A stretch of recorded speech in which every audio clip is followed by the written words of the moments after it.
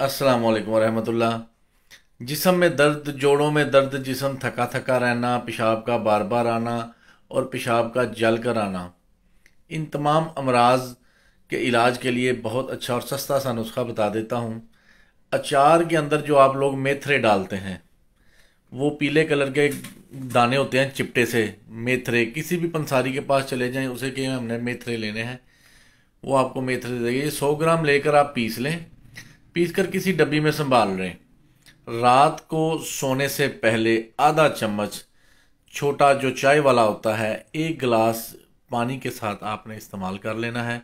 इंशाल्लाह 7 दिन के अंदर अंदर ये तमाम अमराज जो मैंने बताए हैं, इसको ऐसे गायब कर देगा जैसे कोई मतलब आपको ये मर्ज़ था ही नहीं। नुस्खा बहुत अच्छा है, इसको शेयर करें, लोगों को बताएं। दुआओं में याद रखें। जिन्होंने स्नैक वीडियो पर फॉलो नहीं किया